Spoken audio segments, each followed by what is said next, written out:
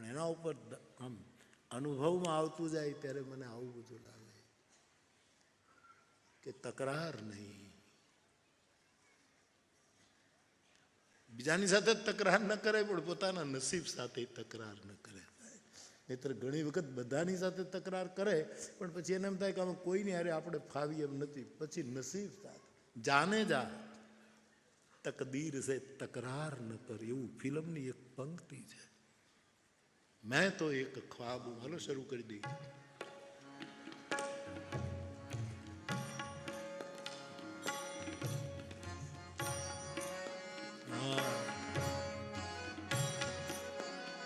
કેવું પ્રેરણાદાયી પંક્તિ છે.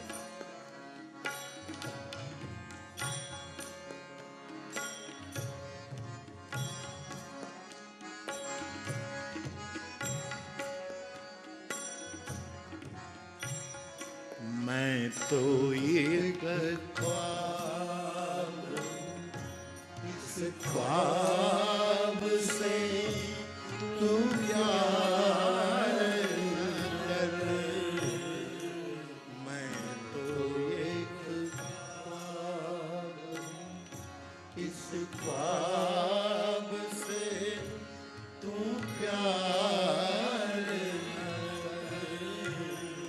प्यार हो जाए फिर प्यार का इज़हार कर, यदि प्यार हो जाए तो फिर प्यार का इज़हार न कर,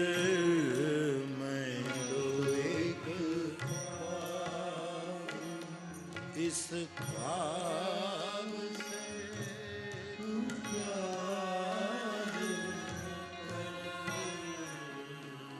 એમાં એક પંક્તિ છે, જાને જા તકદીર સે તકરાર ન કર, નસીબ નહીં યારે તકરાર ન કર. ઈશ્વરે જે આપ્યું રાજી है हम उसी में जिसमें तेरी. આવડે છે? હા લે.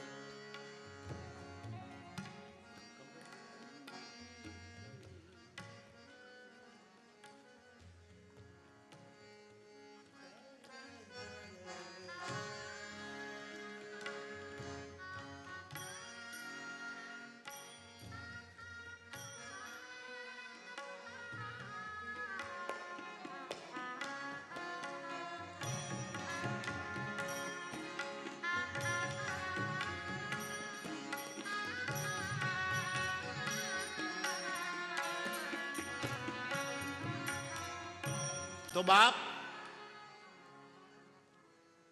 તને કાંઈ નહીં થ માની, બીજાને તક આપવી, રાર ન કરવી, ઘર્ષણ ઉભા. આ ભગત.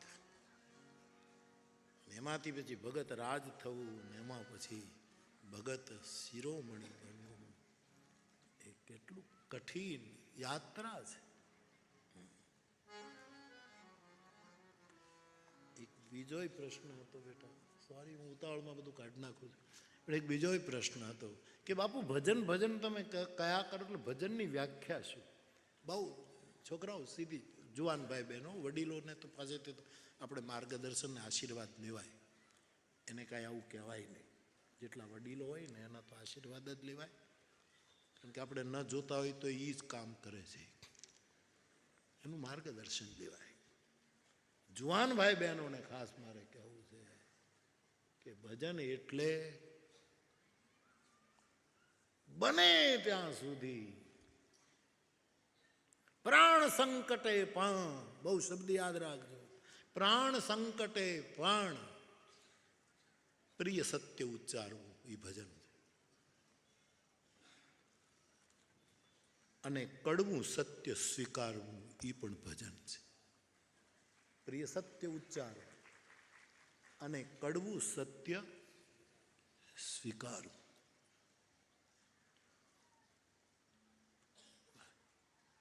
અને પછી કડવું હોય કે પ્રિય હોય એ બેમાંથી કોઈ પણ પ્રકારનું સત્ય આપણી સામે આવે ત્યારે એને સહન કરી લેવું, એનું નામ ભજન. 3 પગલા.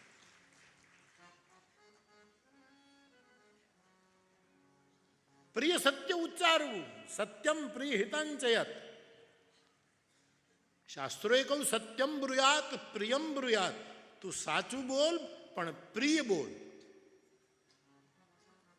મારી ભજનની વ્યાખ્યા જ માળા, મૂર્તિ અને મંત્ર એ ત્રણેય હોય એ ભજનની એક વિધા છે કે આપણી પાસે કોઈ માળા હોય, આપણી પાસે ગુરુએ આપેલો મંત્ર હોય અને આપણી પાસે આપણા ઈષ્ટનું કોઈ ચિત્ર કે મૂર્તિ હોય અથવા તો કોઈ એની નિશાની હોય, પાદુકા હોય, કોઈ પણ.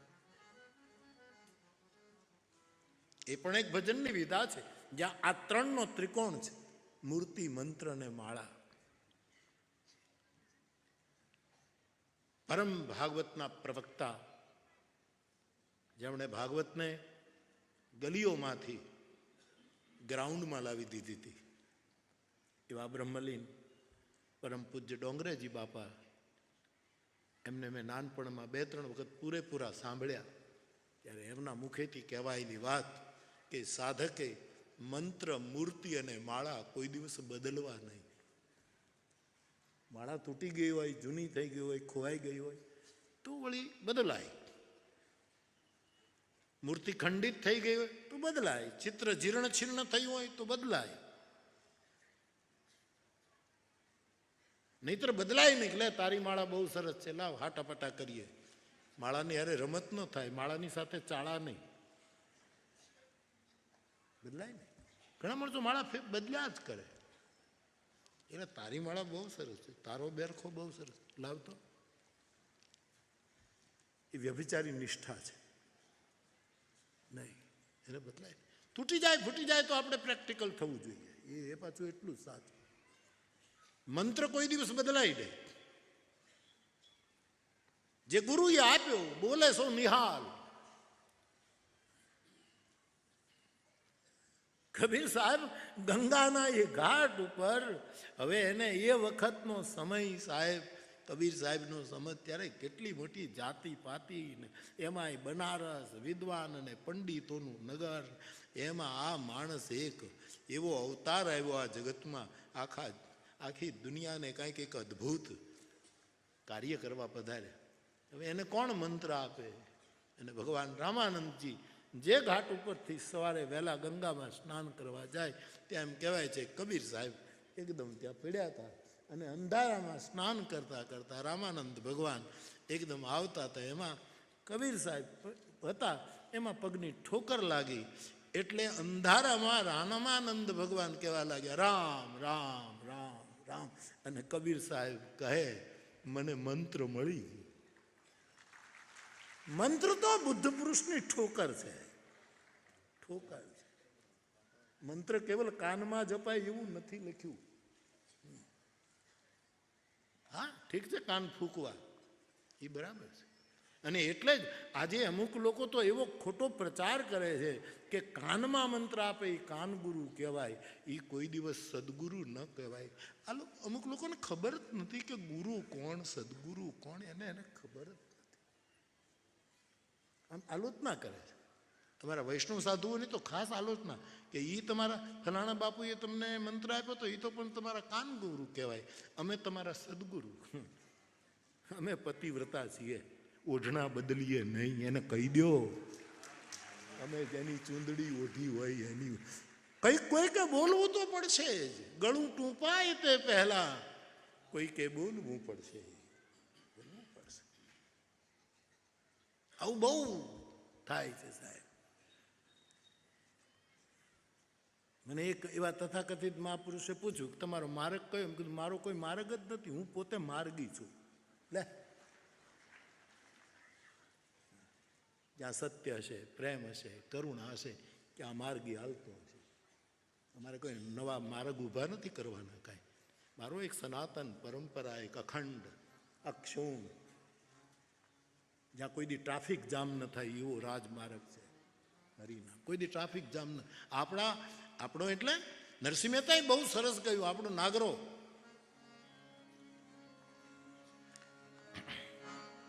આપણે આપણા ધર્મ સંભાળ. અને જાતો નાગર કેટલો સમજદાર. રમનો મર્મ લેવો વિચારી, આપણે આપણા ધર્મ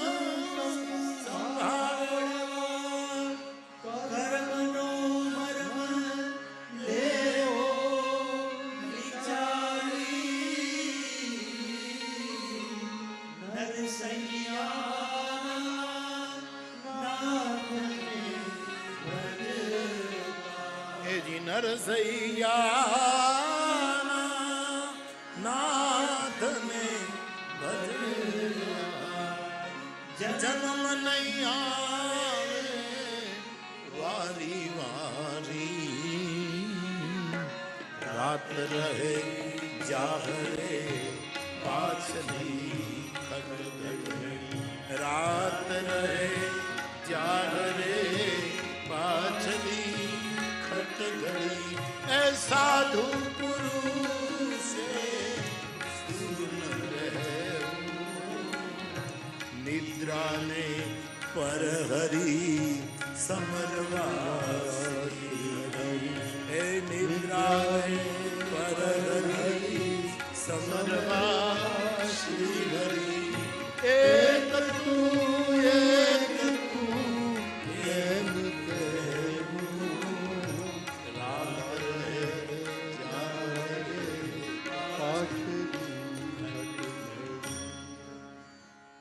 ભજન એટલે શું? મંત્ર, મૂર્તિ અને માળા એક વિધા છે. આ ચોક્કસ ગુરુએ આપેલું કોઈ સ્વરૂપ, ગુરુએ આપેલી માળા કે બેરખો, ગુરુએ આપેલો એના મુખમાંથી નીકળ્યો કોઈ પણ રીતે નીકળી ગયેલો શબ્દ એને એને એને એને પકડી લેવો, એ પણ એક વિધા. પણ કોઈને મૂર્તિમાં રસ ન હોય, મંત્રમાં રસ ન હોય, માળામાં રસ ન હોય તો એ સ્વતંત્ર હોવું જોઈએ. એના ગળામાં પરાણે માળા ન નખાય. એની સ્વતંત્રતાને ઇજ્જત કરવી જોઈએ મારે ને તમારે. તો એના માટે મારે આ કહેવું છે કે આ પણ ભજન છે. 3 સૂત્ર. પ્રિય સત્ય ઉચ્ચારવું બને એટલું. પ્રાણ સંકટે, હું શબ્દ સમજીને વાપરું છું કે પ્રાણ સંકટ આવે તો પણ, આ બધું અઘરું છે, મારે બોલી જવું બહુ સહેલું છે, પણ હું પ્રયોગ કરતો રહ્યો છું એટલે કહું છું. માણસે પ્રયોગશીલ હોવું જોઈએ. અને તેથી ગાંધીજીએ બહુ સરસ પોતાની આત્મકથાને નામ આપ્યું મારા સત્યના પ્રયોગો. પ્રાણ સંકટે પણ પ્રિય સત્ય ઉચ્ચારવું, અને કડવામાં કડવું સત્ય હોય પણ આપણા પરમ હિતનું હોય તો એને સ્વીકારી લેવું. આપણા પરમ હિતનું હોય, કડવું છે, એનો વિરોધ ન કરવો, એ સ્વીકારી લેવું.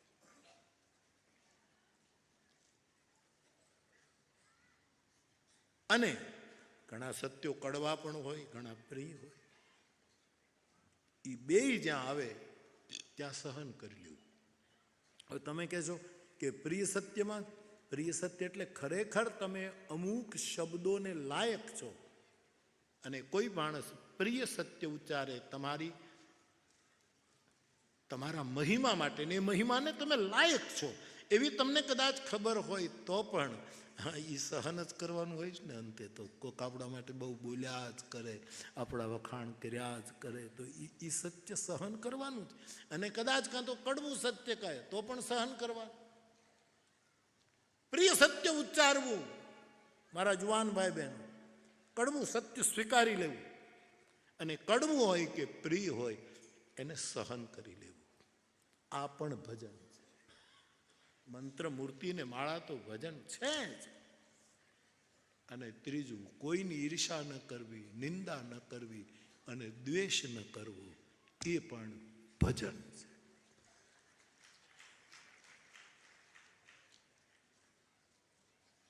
બધું એક હારે નથી હાલતું સાહેબ. નિંદાય કરવી અને માળાએ ફેરવવી, ઈર્ષાએ કરવી માળાએ ફેરવવી, દ્વેષ કરવો અને માળાએ, બધું એક હારે ન હાલે, નથી ચાલતું. 3 જણા તમારા 2 હાથ પકડે ને બીજો અહીંથી ગળેથી કાટલો પકડે તો એમાં આપણે ક્યાં જવું એ કાંઈ નક્કી જ ન થાય. એક જણો હાથ પકડે તો આમ લઈ જાય, બીજો પકડે તો આમ લઈને, ઓલો ત્રીજો કાટલો પકડે એ સામે લઈ જાય. આમાં આપણી કોઈ ગતિ જ નથી. ઈર્ષા, નિંદા અને દ્વેષ આપણને 3 બાજુથી ખેંચે છે. એમાં આપણી કોઈ ગતિ નથી સાહેબ. તમારી કનકેશ્વરી માં તો ગાયા કરતી, ક્યાં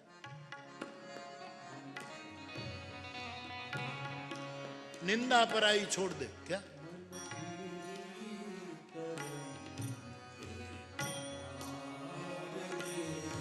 मन की तरंग मार तो हो गया भजन भजन.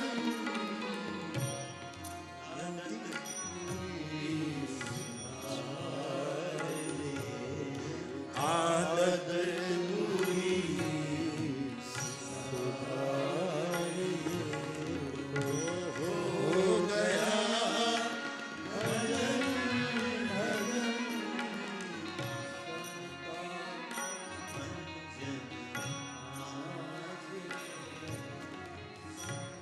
કોઈએ મને આપ્યું છે, હું આપને કહું.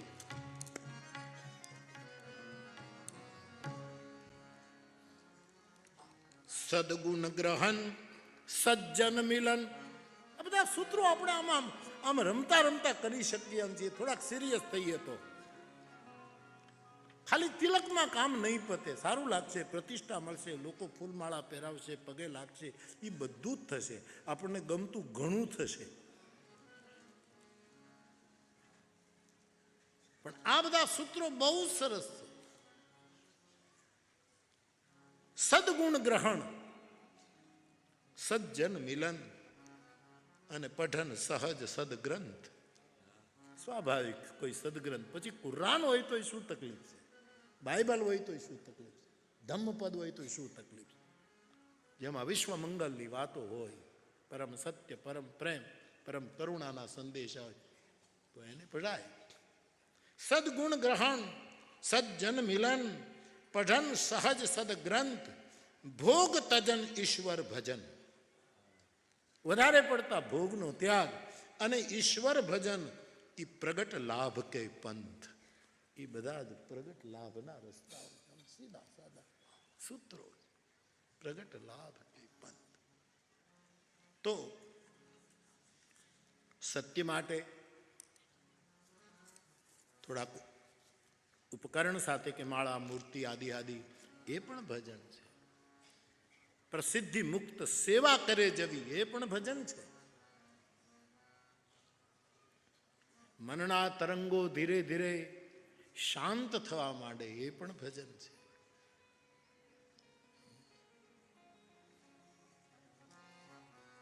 હું તો ત્યાં સુધી કહું કે કોઈની સાથે તમારો પ્રેમ હોય, સાચો પ્રેમ, આ પરમ પ્રેમ, આ જે દુનિયાદારીમાં ચાલે છે એ નહીં. સાચો પ્રેમ હોય અને એ પ્રેમના સ્મરણમાં તમારી આંખમાં આંસુ આવે તો તમારી આંખ બેરખો ફેરવે છે.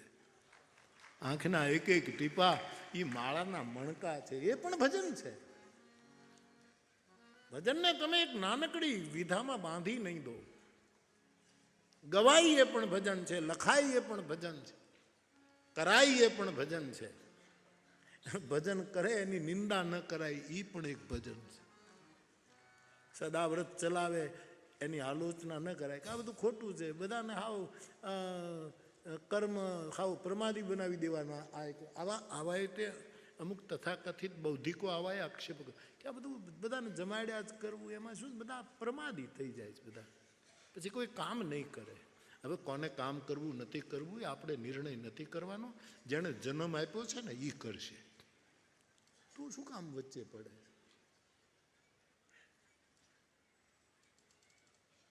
મને ઘણા, હવે તો કોઈની તાકાત જ નથી મને કહી શકે. એને કથા કરવી હોય તો રસોડું કરવું જ પડે. એ વગર તો મારી પાસે અવાય જ નહીં. મિત્ર પહેલાં કહેતા બાપુ કથા કરાવીએ પણ આ રસોડા જે કરવા એ તો પછી બધા ખાવા જ આવશે. તે હું અહીંયા ખાવા જ આવ્યો છું ને હું ક્યાં ભજન કરવા આવ્યો છું? હું તો રોજ સવારે ગાંઠિયા ખાવા આવ્યો છું, જલેબી ખાવા આવ્યો છું, થેપલા ખાવા આવ્યો છું. ખાવા સિવાય આપણે આવ્યા છીએ વીરપુરમાં ખાવા તો આવ્યા છીએ. બાવાને ખાવા સિવાય બીજું કામ શું હોય છે?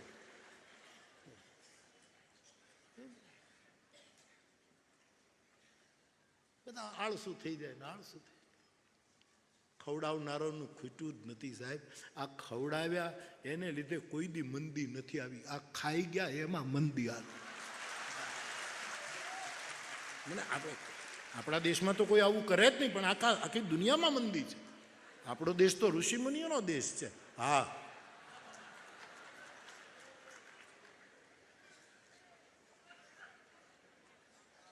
અરે સાહેબ આપણે ત્યાં આ બધા મારા બધા પૂજનીયો બેઠા છે ને, બાપાનું તો સદાવ્રત, એનો તો હું સાક્ષી છું. જેટલા વર્ષથી અમારો આત્મી સંબંધ છે ત્યાં ભોજલરામ બાપાનો આશીર્વાદ જેને હોય, રણછોડદાસજી બાપુના જેને આશીર્વાદ હોય, તમે આ શરૂ કરો. ધનાનો અવતાર કીધો. હમણાં રઘુરામ બાપાએ જે બદ્રીનાથ આશ્રમ એવું કીધું ને બાપા, એ રણછોડદાસ બાપુનું ભવિષ્યવાણી, વર્તમાન વાણી હતી એ કાલ. જેણે આવા સદાવ્રત ખોલ્યા છે એને કોઈની મંદી આવી જ નથી. કોઈ પણ જે પોતાની રીતે ટુકડો ચલાવતા છે, કોઈ પણ અમારા બાવા સાધુ ને, હવે જે લોકો ટુકડો ખવડાવતા જ નથી, જે પ્રસાદ પણ વહેંચવાને બદલે વેચવાના ધંધા કરે છે, એને આ કોઈ દી સમજાય જ નહીં. એને કેમ સમજાય? અને એનું દર્શન એની રીતે બરાબર હોય છે. હવે પોતપોતાના વિચાર પ્રમાણે કરતા હોય, મુબારક. હજી સુધી એકેય કથા મેં એવી નથી જોઈ કે રસોડા શરૂ કર્યા હોય અને ચોથે દિવસે આયોજકો મારી પાસે આવે કે બાપુ જમાડવામાં પહોંચાતું નથી. એવો એક પણ દાખલો નથી. એક નાનકડો અમારો સાધુડો આશ્રમમાં બેઠો, રોટલો, આજે ચોખા નથી, શું થશે? એવું બનતું જ નથી સાહેબ. સદાવ્રત એ તો દૂધણી ગાય છે બાપા, અને ગાય રોગિષ્ટ પણ હોય છે ઘણી, કે એનું દૂધ પીએ તો વૈદો કહે છે આ ગાયનું દૂધ ન પીવું. ઘણી ગાય શિંગડા મારતી હોય દિવાલમાં, તોફાની ગાય હોય, એમાંય એના દૂધમાંય તામસી આવે, અને ગાય સમય આવે ત્યારે વસૂકી જાય. હા, અથવા તો એ ગર્ભધારણ કરે પછી અમુક સમય દૂધ ન. પણ સદાવ્રત એક એવી ગાય છે, 24 કલાક દૂધણી ગાય છે સાહેબ. ઉલેચો અટકો નહીં, વીરડાને તમે ઉલેચાજ કરો. ધીરો ને વળી ગંભીર, એવો કવિ કાને, વડાળવાળા કવિ કાને સતાધાર માટે દોહો લખેલો. એવી વીરડા માયલો તું વીર છે સરવાણી સામજી, ઉલેચો અટકે. કોઈ મારી પાસે તો હજી સુધી નથી આવ્યું. બાબુ આશ્રમમાં અમે કરીએ તેને નથી પહોંચાતું એવું નથી. કાલે જ મેં અમારો એક છોકરો રામાયણને સમર્પિત, એને મારી સાથે હતા, એ બધાને ખબર છે. મેં એને ફોન કર્યો કે ભાઈ તું સદાવ્રત ચલાવે, અન્નક્ષેત્ર ચલાવે છે, મારી પાસે એવા રિપોર્ટ આવ્યા છે કે બહુ તકલીફ છે, તારા માટે બહુ કરજો છે, અને તું વાત તો કર મને કે તારા મહિનાનો ખર્ચો કેટલો થાય છે, શું છે? તો કે નહીં, તમને કોઈ કંઈ ખોટું કીધું બાપુ. અને ખરેખર હું જાણું છું એ માણસ ભીડમાં છે. મને કે નહીં, વ્યાસપીઠનો આશ્રિત છું, મારે હું દુકાળ હોય બાપુ. બોલ્યો જ નહીં, ન ખૂટે સાહેબ. એક કાજ ફરી એક વખત ભોજલરામ બાપાને યાદ કરું, મારી ગમતી. એ ભોજલ કે ભરોસો જેને અન ત્રિકમજી તાર, હે ભોજલ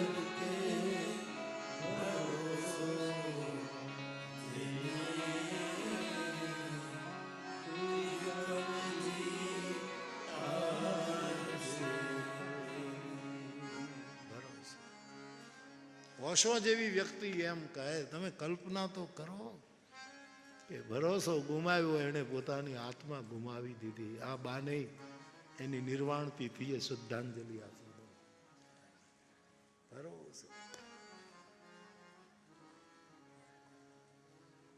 તારો ભરોસો મને ભારી અજમાન, એ તારો ભરોસો અમને ભારી.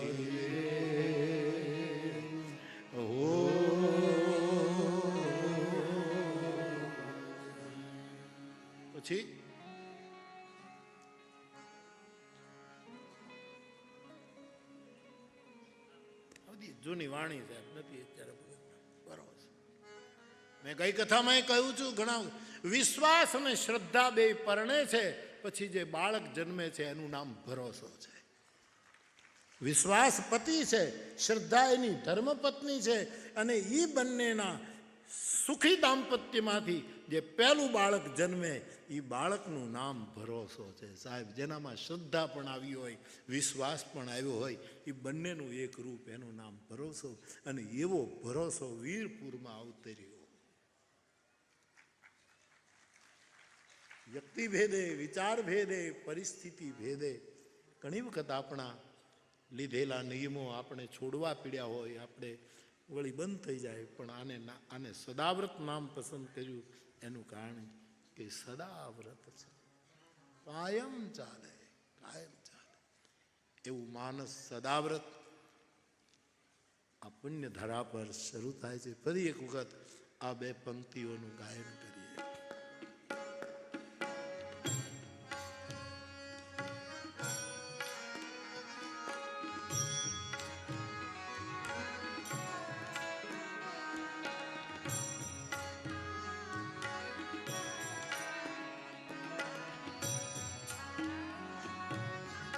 આ બે પંક્તિ જે લીધી છે બંને તમને જે રામાયણનું પારાયણ કરે છે, સ્વાધ્યાય કરે, એને તો પકડી જ લીધી હોય, પણ આ બે પંક્તિ, બંને પંક્તિ અયોધ્યા કાંડમાં છે.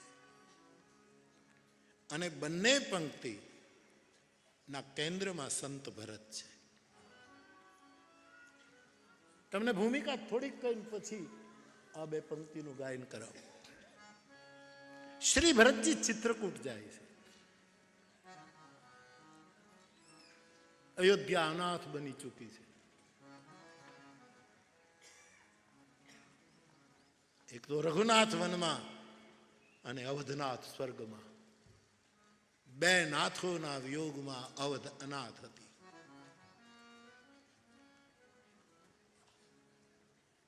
અને ભરતજી આખી અયોધ્યાને લઈને પ્રભુને મનાવવા, પ્રભુની પાસે જઈને પોતાની વાત રજૂ કરવા, અથવા તો પ્રભુ જે કહે તે આખી અયોધ્યાને લઈને જાય છે. ત્યારે રસ્તામાં જે ભરતની પ્રેમ દશા છે, ભરતનો જે ભાવ છે, એ વખતે દેવરાજ ઇન્દ્ર ચિંતિત થયો છે. એને એમ થયું કે આ પ્રેમ મૂર્તિ ભરત જો ચિત્રકૂટ પહોંચશે તો પ્રેમને વશ થઈને રામ પાછા અયોધ્યા આવશે. પ્રેમને કારણે કદાચ પિતાના વચનને પણ રામ છોડી દેશે. અને રામ જો અયોધ્યા આવ્યા તો અમારા ભોગોમાં જે બાધા બન્યો છે રાવણ આદિ, એનો કોણ વિનાશ કરશે? અને અમારા ભોગોને કોણ સલામત રાખશે? એટલે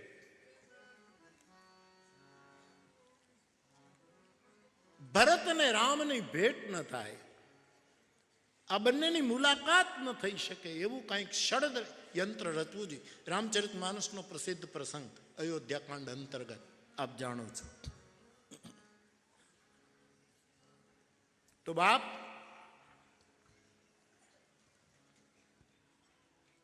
અને માણસ સંકટમાં પડે એ પોતાના સ્વાર્થ માટે કે પરમાર્થ માટે એને ગુરુની પાસે જ જવું પડે.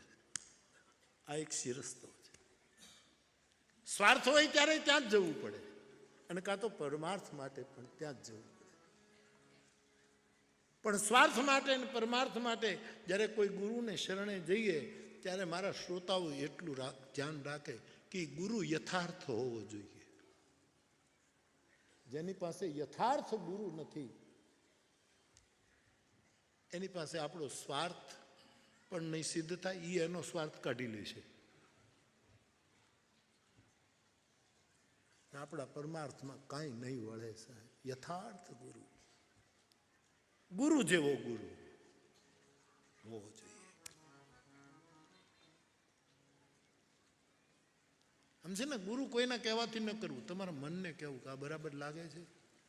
અને તમારું મન જો ઓલી ફિલ્મની પંક્તિ યાદ આવે ને તો ગુરુ કરી લેવું. हाँ तुम बिल्कुल वैसी हो जैसा મારા મનમાં કબીર સાહેબ આવા હશે, મારા મનમાં ગુરુ નાનક આવા હશે, મારા મનમાં બુદ્ધ આવા હશે. એ જે મેં વિચાર્યું હતું એના માટે, અને એવી કોઈ વ્યક્તિ મળે એ ગુરુ, એ યથાર્થ ગુરુ. આપણો માયલો કહે, અહીંયા કોઈના કહેવાથી નહીં. ફિલ્મ તો રસિક, એકદમ રસિક ગીત છે, પણ આ હું તો આવા સાચા અર્થો જ કાઢું, પેલા ખોટા અર્થો નથી, પણ મારા માટે આ સાચો